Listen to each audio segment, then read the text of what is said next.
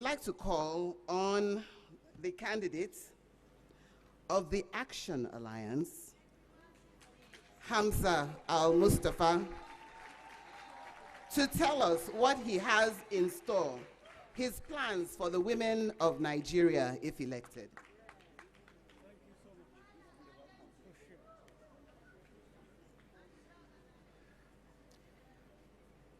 Your Excellency, the First Lady, ably represented, Honorable Minister of Women Affairs, distinguished senior daughters and leaders across Nigeria, ladies and gentlemen, I wish this subject, being a very serious matter, women would consider increasing some more minutes. It is critical for your life. It is critical for Nigeria at this point in time. We shall be inching into a new world order. We cannot continue to now be seen to be trading in yesterday's routine. There is the saying before I start, and I will rush, is to say that from the history of mankind, at all times material, when a country or a society refuses to understand that when modernity comes, all keys cannot open the doors of life of any given country. Modernity requires modern key if you must live. With this, I will also wish to say that in the new world order, it is not your qualification, but your skills that matters. We want our women to be invested upon.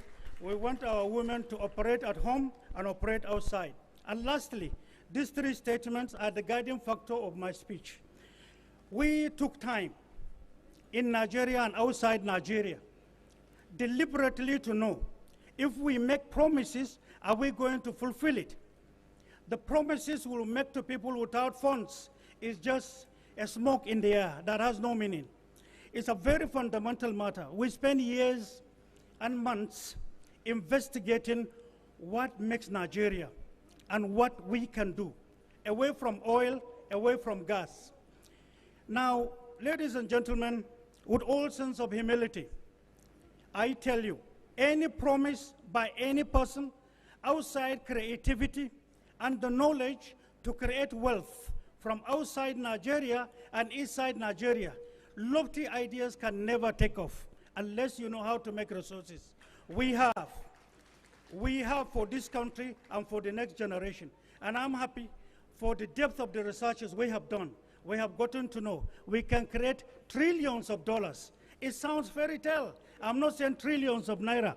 We can create trillions of dollars. And quote me. Quote me in the sense that we can compete with G7, each and every one of them.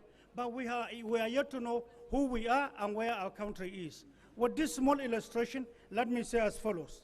First of all, we believe in dignifying the woman as a fundamental fact, as a leading factor in our own manifesto.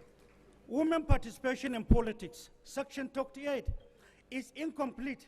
It exemplifies exclusion of women proper to itself. That is to say, if we have leadership tomorrow, Section 28 must be revisited.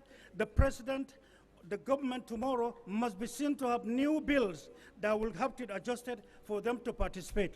Secondly, you must have institutions in all the zones that will prepare women leadership in politics.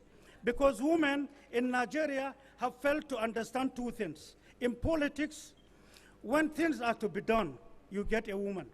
But when things are to be said, you get a man.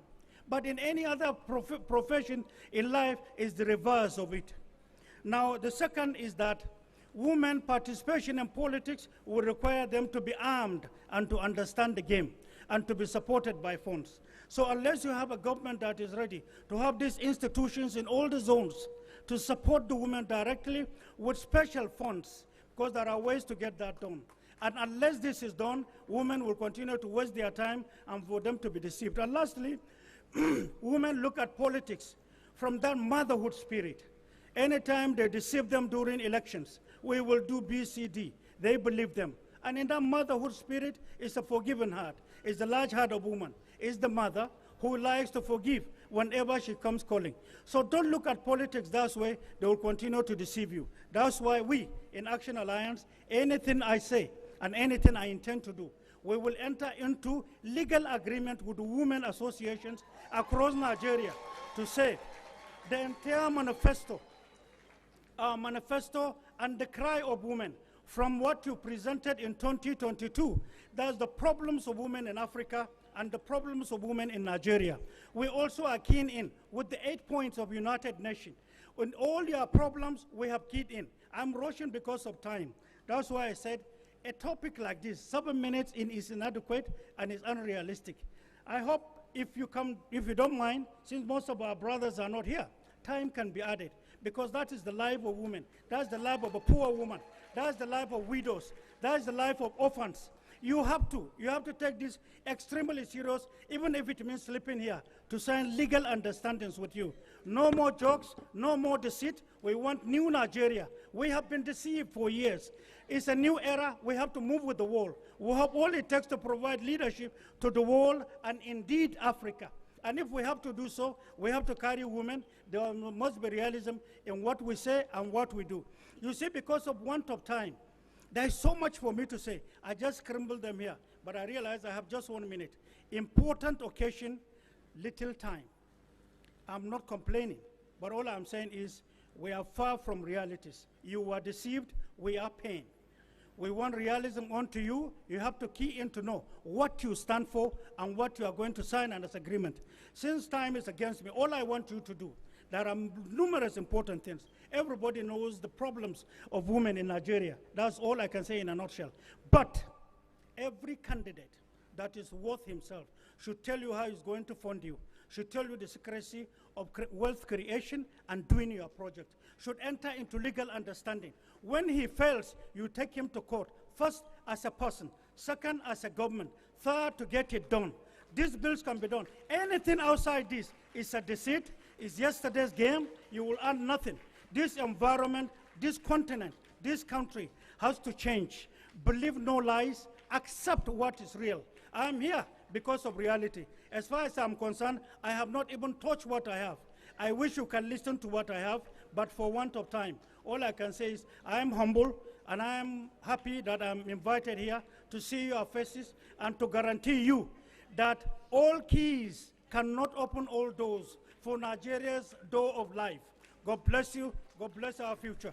Thank you.